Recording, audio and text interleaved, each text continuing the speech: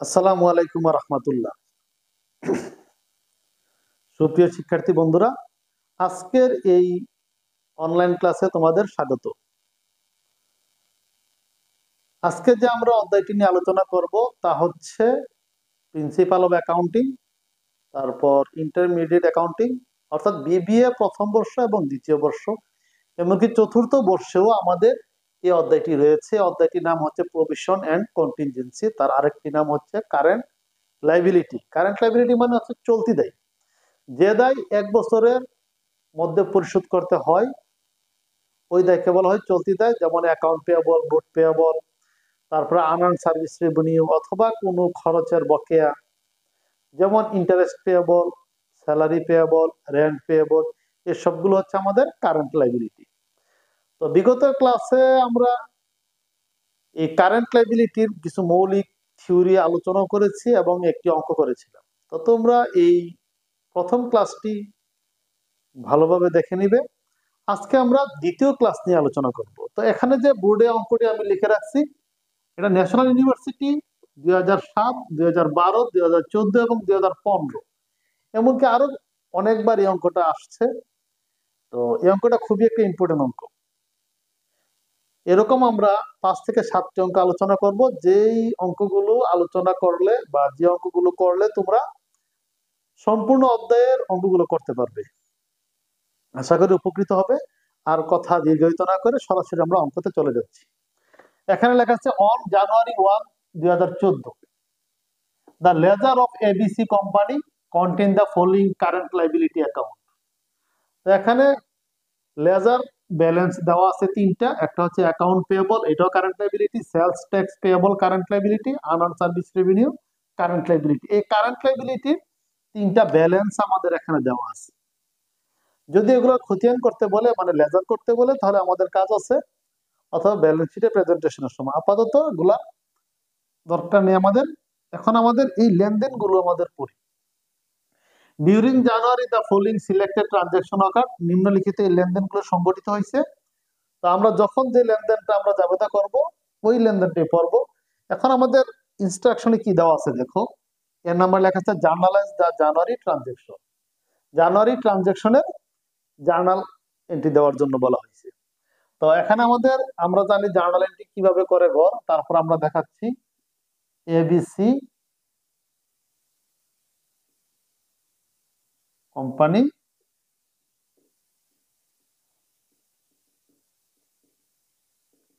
Journal entries. তো তোমরা এইভাবে ঘরটা করে নিবে।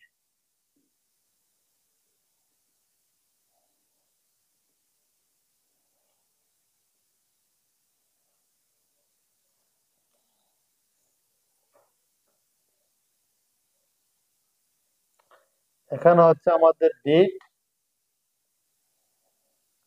পার্টিকুলার অথবা অ্যাকাউন্টস টাইটেলস এন্ড এক্সপ্লেনেশন, এটাও লিখতে পারো। এখানে পার্টিকুলার লিখতে পারো, ডিটেলস লিখতে পারো।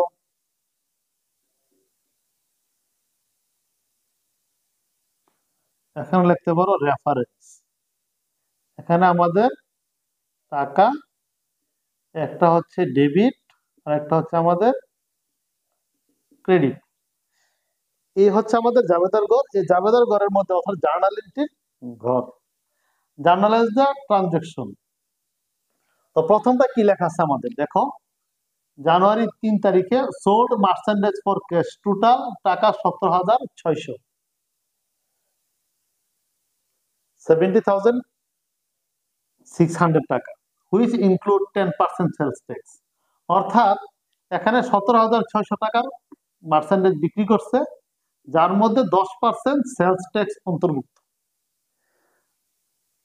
তো আমরা বলি যেহেতু সেলস ট্যাক্স মানে এটা একটা বিক্রয় কর, কর সবসময় মানে ব্যাট বা ট্যাক্স, এগুলো সবসময় পণ্যের সাথে জড়িত। পণ্য যেদিকে ব্যাট সেদিকে। পণ্য যদি ডেবিট হয় ব্যাট ডেবিট, পণ্য যদি ক্রেডিট হয় তাহলে ভ্যাটও ক্রেডিট। যেমন পার্সেস ডেবিট, পার্সেস ভ্যাটও ডেবিট। সেলস ক্রেডিট, সেলস ভ্যাটও কি ক্রেডিট। মনে রাখবা ব্যাটের সম্পর্ক হচ্ছে পণ্যের সাথে, আর বাট্টা মানে ডিসকাউন্ট, ডিসকাউন্টের সম্পর্ক হচ্ছে টাকার সাথে। যেমন নগদ টাকা ক্রেডিট হলে ডিসকাউন্ট ক্রেডিট। ক্যাশ ক্রেডিট মানে ডিসকাউন্ট ক্রেডিট, ক্যাশ ডেবিট মানে ডিসকাউন্ট ডেবিট। বুঝা গেছে? আর এখানে ব্যাটের ক্ষেত্রে পণ্য যেদিকে ব্যাট সেদিকে, পণ্য যদি ডেবিট হয় ব্যাটও ডেবিট, পণ্য যদি ক্রেডিট হয় ব্যাটও ক্রেডিট। তাহলে আমরা যদি সেলস ক্রেডিট মানে সেলস এর সাথে ট্যাক্স সম্পৃক্ত আছে, তাহলে সেলস যদি ক্রেডিট হয় সেলস ট্যাক্সও কি ক্রেডিট। এখন দেখো এই sold merchandise for cash total টাকা 17,600, হুইচ ইনক্লুড 10% সেলস ট্যাক্স, যার সাথে 10% সেলস ট্যাক্স অন্তর্ভুক্ত আছে। মানে পণ্যের দাম যদি হয় 100 টাকা মানে বিক্রয় মূল্য, এখানে আরো সেলস ট্যাক্স অন্তর্ভুক্ত আছে 10 টাকা, তার মানে 110 টাকা। তার মানে এই পণ্যটার সেলস ট্যাক্স 10% সহ, এটা মানে ইনক্লুড লেখা আছে, তার মানে 10% সহ হইলে এটা যদি পণ্যের দাম হয় 100 টাকা, ট্যাক্স জড়িত 10 টাকা, মোট 110 টাকা। তো 110 টাকার মধ্যে তোমার 10 টাকা হচ্ছে ব্যাট, আর 100 টাকা হচ্ছে কি পণ্যের দাম। পণ্যের দাম 100, ব্যাট 10, মানে ব্যাট সহ পণ্যের দাম কত টাকা? 110 টাকা। আশা করি বুঝতে পারছি। তাহলে ব্যাট সহ যদি পণ্যটা জড়িত থাকে, আমরা জানি পণ্য যেদিকে ব্যাটও সেদিকে, তাহলে আমাদের ক্যাশে পণ্যটা বিক্রি করছে, তাহলে আমাদের যাবে হবে cash debit, sales credit, sales tax, এই যে লেখা আছে সেলস ট্যাক্স পেয়েবল। যদি এখানে ব্যাট পেয়েবল থাকে আমরা ব্যাট পেয়েবল লিখবো, সেলস ট্যাক্স এখানে যা লেখা থাকে তা, পেয়েবল ক্রেডিট। তাহলে দেখো এখানে ব্যাট সহ পণ্য বিক্রি করছে কত? 17,600, আমরা লিখবো এখানে 17,600। Sales credit, sales tax payable credit, পণ্য যেদিকে ব্যাটও সেই দিকে। তাহলে দেখো এখানে 10% ট্যাক্স সহ পণ্যের দাম কত? 17,600। তাহলে পণ্যের দাম যদি হয় 100, ট্যাক্স হচ্ছে 10, তাহলে ট্যাক্স সহ পণ্যের দাম হচ্ছে 110 টাকা। তার মানে এই পণ্যটা হচ্ছে তোমার 110%। যদি আমরা ব্যাট বের করি তাহলে 10 দিয়ে গুণ দিব, যদি আমরা পণ্যের দামটা বের করি বিক্রয় মূল্য, তাহলে 100 দিয়ে গুণ দিব। যে কোনো একটা বের করলে বিক্রয় আর একটা বের হয়ে যাবে। তাহলে দেখো 17,600 110 দ্বারা ভাগ আর 10 দিয়ে গুণ, তাহলে কত আসে দেখো, এখানে হচ্ছে 17,600 ভাগ 110 গুণ 10, তার মানে এখানে হচ্ছে সেলস ট্যাক্স 1600 টাকা। সেলস ট্যাক্স যদি 1600 টাকা হয় তাহলে সেলস বাকিটা, যেহেতু ট্যাক্স সহ পণ্যের দাম 17,600, ট্যাক্স 1600 হলে পণ্যের দাম কত? 16,000। এই দুইটা যোগ করলে 17,600 টাকা। এই ছিল আমাদের জানুয়ারির 3 তারিখে। তারপর আছে আমাদের জানুয়ারি 8 তারিখে আমাদের কি লেখা আছে? প্রোভাইডেড সার্ভিস ফর কাস্টমার, কাস্টমারকে সেবা প্রদান করা হয়েছে। Who had paid cash in advance, যারা অগ্রিম টাকা দিছিল তাদেরকে সেবা প্রদান করছে। বুঝা গেছে? যারা অগ্রিম টাকা দিছিল, ক্রেডিট সার্ভিস রেভিনিউ। তাহলে যারা অগ্রিম টাকা দিছিল এখন লেখা ছিল আনআর্নড সার্ভিস রেভিনিউ, তার মানে সেবা এখনো দেওয়া হয়নি কিন্তু টাকা পাওয়া গেছে, তাকে বলা হয় আনআর্নড সার্ভিস রেভিনিউ। অর্থাৎ সেবার টাকা অগ্রিম গ্রহণ করলে এটাকে বলে অগ্রিম সেবায়। তাহলে অগ্রিম সেবায় ইংরেজি হচ্ছে আনআর্নড সার্ভিস রেভিনিউ। তাহলে অগ্রিম সেবা বাবদ তারা পাইছে 23,000 টাকা, এটা কারবার একটা লাইবিলিটি। তাহলে এই লাইবিলিটির মধ্যে এখন 8,000 টাকা 10,000 টাকার সেবা প্রদান করছে। তাহলে আগে ছিল unearned service revenue credit liability, যদি সেবা প্রদান করে লাইবিলিটি এখন কি হবে? কমবে। তাহলে আনআর্নড সার্ভিস রেভিনিউ আগে ছিল ক্রেডিট, মানে এই যে ব্যালেন্স গুলা সবগুলোই কিন্তু আমাদের ক্রেডিট ব্যালেন্স। তাহলে এখন সেবা প্রদান করলে আনআর্নড সার্ভিস রেভিনিউ আগে ছিল ক্রেডিট, এখন হয়ে যাবে কি ডেবিট। তাহলে আমরা লিখতে পারি আনআর্নড সার্ভিস রেভিনিউ ডেবিট,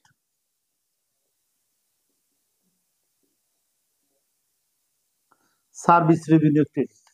কত টাকা সেবা প্রদান করছে? এখানে লেখা আছে 10,000 টাকা, তারা বইলেও দিছে ক্রেডিট সার্ভিস রেভিনিউ, তো আমরা সার্ভিস রেভিনিউ ক্রেডিট করছি 10,000 টাকা। এই ছিল আমাদের 8 তারিখ। এবার আমাদের দেখো 14 তারিখ। 14 তারিখে লেখা আছে কি, পেড স্টেট রেভিনিউ ডিপার্টমেন্ট, মানে সরকারি কোষাগারে প্রদান করা হয়েছে for sales tax collect in December 2013 টাকা 8,000। ওই যে জানুয়ারি 1, 2014 যে কথা, ডিসেম্বর 31, 2013 একই কথা। এই যে সেলস ট্যাক্সটা কালেক্ট করছিল, এটা সরকারি কোষাগারে জমা দেওয়া হয়েছে। তাহলে আগে সেলস ট্যাক্স পেয়েবল কি ছিল? ক্রেডিট, সকল লাইবিলিটিতে ক্রেডিট। এটা যদি এখন জমা দিয়ে দেয়, তাহলে এই লাইবিলিটি কমে যাব, ক্রেডিট পরিশোধ করলে ক্রেডিট হয়ে যাব ডেবিট। তার মানে সেলস ট্যাক্স পেয়েবল ডেবিট, আর পরিশোধ করলে কি গেছে? ক্যাশ টাকা। তাহলে sales tax payable debit, cash credit. তাহলে আমরা লিখতে পারি সেলস ট্যাক্স পেয়েবল ডেবিট,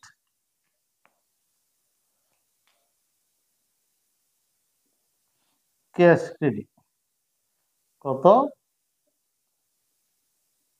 8,000 টাকা। 14 পরে আমাদের আছে 21 তারিখ।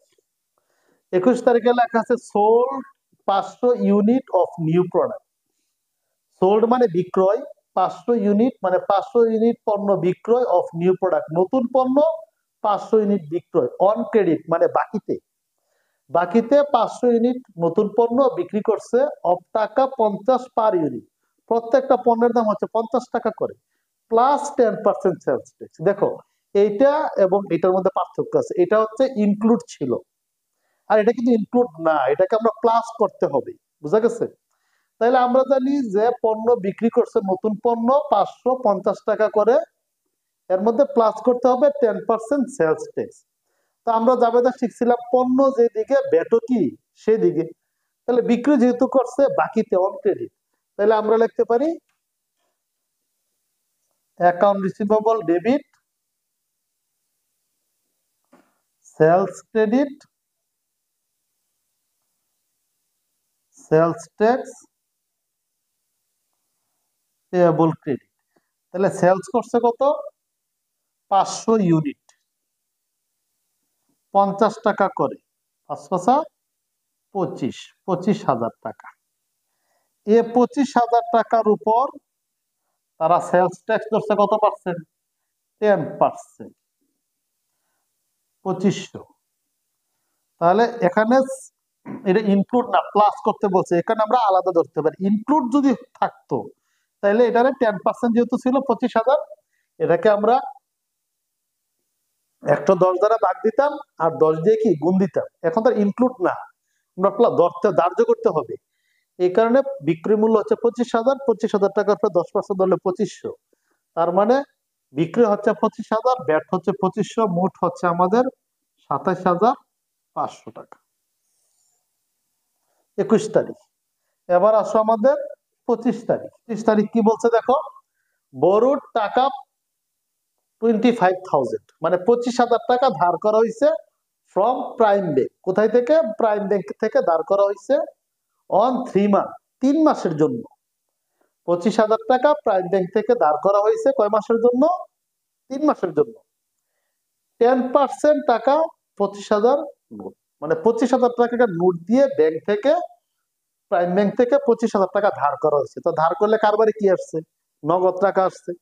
তো নগদ টাকা আসলে ক্যাশ আসলে ক্যাশ ডেবিট, কি দিয়ে আনছে? নোট দিয়ে।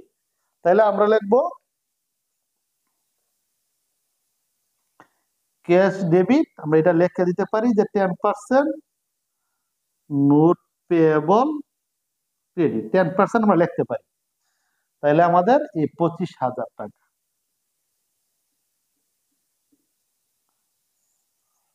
এবার দেখো আমাদের 30 তারিখে sold merchandise for cash total 22,000, which include 10% sales tax. 22,000 টাকার পণ্য বিক্রয় যার সাথে 10% সেলস ট্যাক্স অন্তর্ভুক্ত, ঠিক আমাদের 3 তারিখের লেনদেনের মতো। বুঝতে পারছো? তাইলে আমাদের সেম জায়গাতে আমরা লিখবো ক্যাশ ডেবিট সেলস ক্রেডিট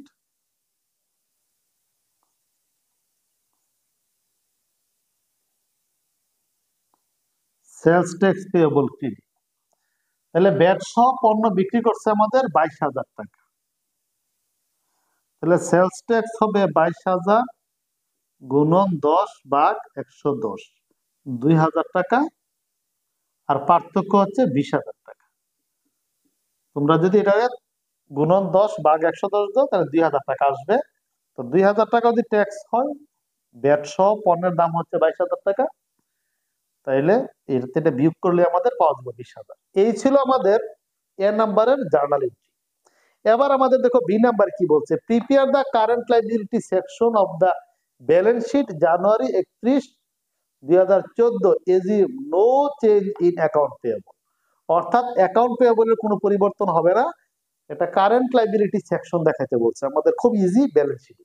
দেখো এখানে আমরা দেখাই,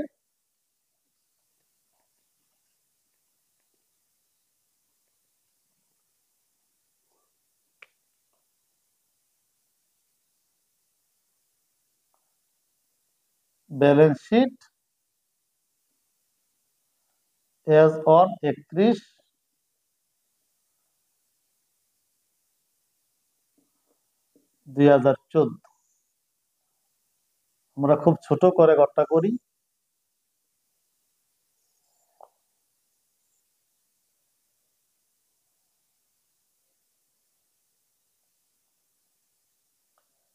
এখানে লিখতে পারো পার্টিকুলার টাকা, কারেন্ট লাইবিলিটি। এখানে বলছে আমাদের অ্যাকাউন্ট পেয়েবলে কোনো পরিবর্তন হবে না, কারণ এখানে এই লেনদেনের কোথাও কোনো অ্যাকাউন্ট পেয়েবল নাই। যেহেতু অ্যাকাউন্ট পেয়েবল নাই, তাহলে অ্যাকাউন্ট পেয়েবলে কোনো পরিবর্তন ঘটবে না। তাহলে আমরা অ্যাকাউন্ট পেয়েবল যা আছে তাই লিখি। অ্যাকাউন্ট পেয়েবল কত আছে এখানে? 60,000। দেখো এখানে সেলস ট্যাক্স পেয়েবল, তাহলে আমরা লিখতে পারি এখানে সেলস ট্যাক্স পেয়েবল। তাহলে সেলস ট্যাক্স পেয়েবল কত লিখতে পারি? শুরুতে কত ছিল সেলস ট্যাক্স পেয়েবল? 8,000। এটা ক্রেডিট। জার্নাল অনুযায়ী দেখো এখানে সেলস ট্যাক্স পেয়েবল ক্রেডিট মানে এই যে 3 তারিখের ছিল 1,600 টাকা, ক্রেডিটে যোগ। তারপরে এখানে দেখো সেলস ট্যাক্স পেয়েবল ডেবিট মানে বিয়োগ। এখানে আবার দেখো সেলস ট্যাক্স পেয়েবল ক্রেডিট মানে যোগ। এখানে দেখো আবার সেলস ট্যাক্স পেয়েবল ক্রেডিট 2,000 টাকা যোগ। এগুলা যোগ বিয়োগ করে আমরা এই ঘরে মোট আসে আমাদের 6,100।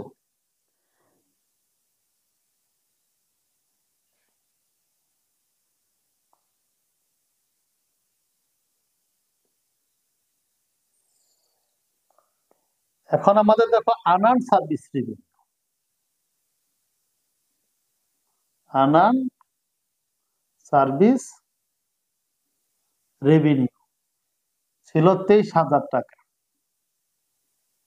এখানে জাবেদা অনুযায়ী দেখো আনান সার্ভিস রেভিনিউ ডেবিট হচ্ছিল আমাদের 10,000 টাকা। তাহলে 23,000 থেকে 10,000 গেলে আর থাকে 13,000 টাকা। এখানে দেখো আমাদের 25 তারিখে একটা আছে নোট পেয়েবল, এই জাবেদা, এটা লিখবো তোমরা 10% নোট পেয়েবল। কত টাকা? 10% নোট পেয়েবল 25,000 টাকা। আর এই নোট পেয়েবলটা আনছিল 25 তারিখ। যেহেতু আমাদের 31 তারিখ পর্যন্ত কারেন্ট লাইবিলিটি সেকশন দেখাইতে বলছে, তাহলে 25-এর পরে যদি আমরা 31 গণি, 26, 27, 28, 29, 30, 31, 6 দিন, এই 6 দিনের সুদ দিতে হবে। তাহলে এটা হবে আমাদের ইন্টারেস্ট পেয়েবল। এই 25,000 টাকা ইন্টু 10%, 365 দিয়ে ভাগ দিবা আর 6 দিয়ে গুণ। তাহলে আমরা কত আসে দেখি,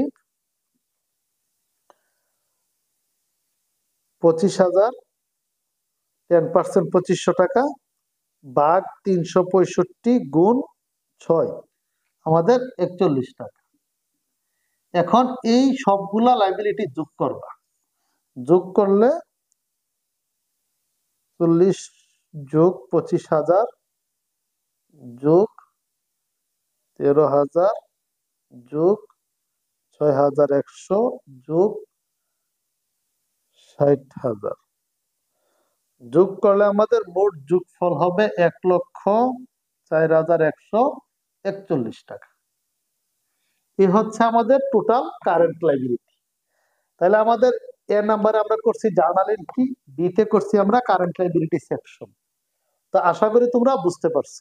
পরবর্তী ক্লাস দেখার আমন্ত্রণ জানিয়ে আজকের মতো আমাদের ক্লাস এখানে সমাপ্ত ঘোষণা করছি। সবাই ভালো থেকো, সুস্থ থেকো, আল্লাহ হাফেজ।